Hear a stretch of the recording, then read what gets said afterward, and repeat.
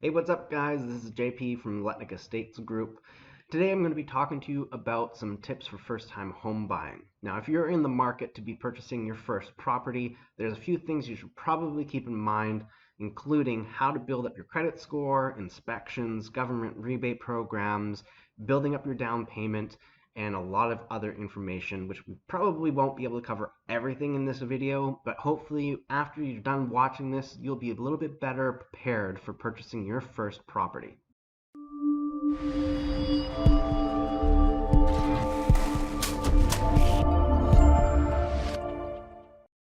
So depending on your situation, you may be looking for your first property with your family, or you may be just an 18 or 19-year-old just getting started and you're looking to build up some real estate portfolio. And this isn't going to be your forever home. This is going to be your first property that you're going to be working on and possibly keeping or flipping. So one of the first things you're going to want to do before you start looking at properties is you want to get yourself pre-approved. This could be either going to your bank or a mortgage broker, and I would recommend actually going to both and finding out how much the total you can get approved for. Now, that's going to be determined on a few things, such as your credit score, the amount of down payment, and your income that you have.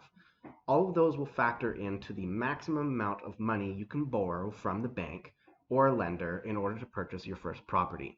Without knowing this and looking at properties, you're kind of wasting your time, your realtor's time, and all these other different things. You might be looking at the wrong price budget anyway, and maybe you're looking at houses that are way above what you can actually afford, and you're going to be just sad when you go and actually look at the prices that houses that you can afford later on and realize that's not really what you want. This is what you want, but it's too kind of high up there in price range. So get yourself pre-approved. Make sure that you have that because that also locks in a rate typically for, depending on the bank, around 60 to 90 days that you can go out and then shop, look around with a real estate agent and look at the properties that are matching the budget in your area. Now, you might also want to start figuring out how much down payment you're going to need. Now, your down payment is something you can build up over time, and it typically is something you will need to build up over time. And what most individuals before getting into a property find difficult is saving up that down payment. And there's a few simple tips that I'm going to give you that could help you saving up that down payment. Now, for some people, it may not work for you if you have an issue with spending habits. You may want to deal with that first. However, some of the few things that I found worked for myself and for some of my friends is that anytime you get a paycheck, take 10% or more of that paycheck as soon as you get it and put it into a savings account. Do not touch that savings account. It's basically paying yourself first. Another thing that can help build your credit score and build your down payment at the same time is using a cashback credit card. Now, when you have a cashback credit card, your monthly spending that you have, a percentage of that at the end of the year, is going to come back to you as a cash back. Don't get the points cards, get the cash back card. What you do then is at the end of the year, when you get your cash back check from your spending that you would have been doing anyway, make sure you pay your credit card off in full every single month. Don't spend more than what you can afford. But when you get that cash back credit card check at the end of the year, take that entire amount, don't spend it, stick it in that savings account along with the 10% that you've been saving from each of your paychecks. That way, you're forcing yourself to pay yourself and saving up that amount. Over time, you're going to be building up that down payment. It's not going to happen overnight, but it's these little spending tips and saving habits that are going to make the difference. What often happens is people will spend everything they have with the intention to save, but then they just spend everything. So spend within your means after you've paid yourself into your down payment savings plan. So one of the things that I like to do, even though I already have my house and my rental property, is I make my own coffee. Oftentimes what I do is when I go to networking events, I will actually fill up this mug with coffee black from there for free, take it home with me, put it in the fridge. Every day, then I can make myself an iced coffee in here for free. Other ways is just make it bulk at home and use cheap coffee maker, cheap filters, cheap coffee, pre-make it, put it in the fridge, and you can have iced coffee for like 30 cents per day if you really wanted to do that. That's another way to save it. So don't spend $5 on a coffee. once or even twice, sometimes 3 times per day, going to a Starbucks or a Blends or a Second Cup, anything like that. Any local, if you're going to do it, go to a local coffee shop, but just don't spend the $5 on coffee when you can be doing it for free or next to nothing.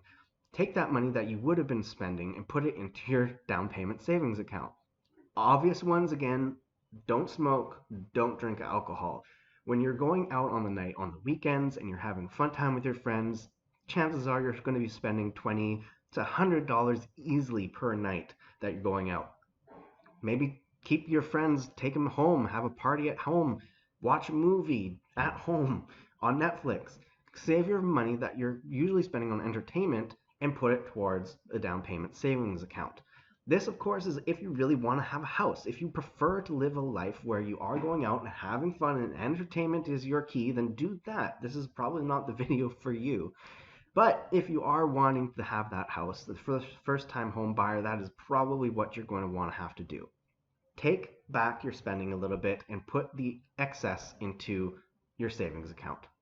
Depending where you live, there may be government rebate programs. For example, in BC, we have a property transfer tax that isn't in Alberta, for example. That is 1% charge on the first 200,000 and 2% on the balance. Unless you're getting up to a certain threshold, then it gets higher even after that. But for the majority of anybody buying a home, first-time home buyers, you're going to be around 500,000 or less. Your property transfer tax amount would be 1% on the first 200,000 and 2% on the balance. Now, if it's your first time buying a property, you can actually qualify potentially to get that waived. Now, as you see here, there are some property transfer tax exemptions. If you're a first-time home buyer, you can possibly qualify to reduce or eliminate the amount of property transfer tax that you need to pay. This is a huge savings. It's thousands of dollars that you could put technically into your own pocket and pay down your mortgage quicker if you didn't have to pay it up front. Now, you will want to make sure that you go to the government websites and check the exemptions because you'll need to see if you qualify. If you don't qualify, then you might want to wait to purchase your first home and possibly make it so that you are able to qualify. For example, if you're immigrating into Canada and you don't have your PR yet, then maybe you should wait until you get your permanent residency before you purchase a house to save a couple $1,000s. If you do a quick Google search, you will also see Canada First Time Homebuyer Incentive is the search I did. But there are different incentives in Canada that change quite often. We had a different loan program recently where the government would help match your down payment to a certain amount.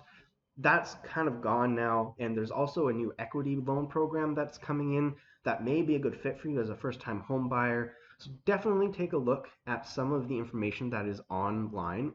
Always go to things like CMHC websites or the government websites to get reliable information, to make sure that you aren't getting old information that may not be accurate anymore. But always double check on Google, see if there's any other rebate programs other than the first time home buyers BC tax credit. You may have a different rebate program inside of your own province if you're not in BC, but I'm in BC, so that's what knowledge I have. If you do have any questions regarding taxes, property tax, GST, make sure to consult with your GST tax accountant professional because I am not one. I am a real estate agent and you should not be taking advice from a guy on YouTube. Now, if you're getting into the real estate game and you're a younger person and you have the ability and the wherewithal to be able to rent out a room, maybe have a roommate, then looking at a property that has 2 or more bedrooms is probably your best bet. Because if you purchase a place and you only need one of the rooms, you could rent out the other room for $600 to $800 per month, depending on where you are. So for example, in Penticton, $595 for a room rental. In Kelowna, for example, if you're at the university and you buy a 2-bedroom condo, you could rent out the other room for $800 or $900 per month. So that's going to really offset your mortgage costs, and you can use part of that rental income towards qualifying for your mortgage, depending on the lender that you're using for your program. So other things to look for, and it might be more difficult in Kelowna because our market is quite hot, but if you're in different areas of BC or any part of Canada that your duplexes or triplexes or fourplexes are more affordable, it often is a good idea to purchase a place that has multiple units. You can live in one of the units, and then you could rent out the other units to offset your mortgage. Another way of doing it would be getting a single family house with a legal suite or an in-law suite that you could rent out separately from your own space and still also rent one of the rooms inside of the house. This is a way to offset the cost of your mortgage if you're open to doing that and living with other people. Making sure you have good credit before you go get a pre-approval is really important. So building your credit is something that takes time. It's quite easy to destroy your credit if you have bad loans and you don't make your payments, but you can build it up over time. So making sure that you have at least one credit card that you use on a regular basis. Don't spend more than what you can pay back every single month. Just pay the whole thing off. Don't spend more than 75% on the credit card space on there. If you go above 3/4 of the space on your credit card, it starts setting red flags that you might be over leveraging yourself. So spend to 50% of the card if you can pay it off that high, and pay it off every single month or before even, just to make sure you don't hit that 75% threshold of how much space you have on your card. The longer you have your credit card or any other rolling like debt that's, you might have a loan and you pay it off every single month, the longer you have that and you pay your bills every single month on time, and that's important, even utility bills like your cell phone bill or your gas or your electricity, if you have to pay that, if it's already in your name for a place that you might be renting, make sure you pay all those bills on time, because if you don't, those get hit against your credit scores. So make sure you pay your bills on time as well. Now, another thing to keep in mind is every time you try to qualify or get a new credit card or apply for a mortgage or anything like that, it is a hit against your credit score, and it may drop your score, depending if it's a soft or hard hit, by about 5 or 10 points. Now, that doesn't sound like much, but if you're going and trying to apply for 5 credit cards and you're going to all the different banks separately to try and apply for a pre-approval, every single time you do that, that's probably going to hit your credit score, and you could easily be down 100 points within a very short amount of time. So make sure that before you are applying for your mortgage, do not go and apply for other loans all at the same time before you do that, because that's going to bring down your score. Now, there's a lot of different places that you can find properties online. Like Realtor.ca is a great tool to use. You can search through places and kind of get an idea of what you're looking for before you're working with a real estate professional. However, once you start getting into really wanting to go view a property, I would highly recommend you use a real estate professional. They have knowledge about the different areas that you're looking for. They can tell you things that might be wrong with a home and tell you things to avoid. A lot of the times they can tell you whether or not a hot water tank needs to be replaced or a furnace needs to be replaced. They can tell you based on the age of the house that there might be asbestos in the property. There's a lot of things that you may not know as a first-time home buyer that a real estate professional who does this every single day has that knowledge. We also have knowledge regarding legal issues, tenancy issues. There's a lot of information that you can rely on using a real estate professional, and that is worth the time and the cost. The benefit of using a buyer's agent, a real estate professional, for when you're buying your property is you're not paying the fees. It's the sellers that are paying the real estate commissions. So you might as well take advantage of using the services of a real estate professional when you're buying your first property, because it doesn't really cost you anything. Now, let's say you've gone your pre-approval and you've already taken a look at a bunch of different properties with your real estate professional. Once you have one that you like and you want to put an offer down, it is important to make sure that you have a home inspection. Some people will ask, do I need to have a home inspection? It's $400. I don't really want to spend $400. I would highly recommend it. Your real estate professional isn't always very well trained on picking up on things like water damage or whether your outlets are properly wired. We don't have those tools. So you want to make sure to have a property inspector come in and spend 3 or 4 hours inspecting the property to make sure to give you a report of things that might need to be fixed or issues with the home. They might find that the furnace needs to be replaced. If you didn't spend $400 on a home inspection, and $400 is a rough estimate, depends on the size of the house, but if you didn't spend that money on a home inspection and you find out after you've completed and taken over the home that the furnace needs to be replaced, now you're spending about $10K just to replace the furnace and the AC, where if you had known that before buying the house, you could have gotten out of the deal or maybe had the seller chip in or even completely replace those items. So it's really important to have a home inspection. It gives you peace of mind as well that you know what you're getting into.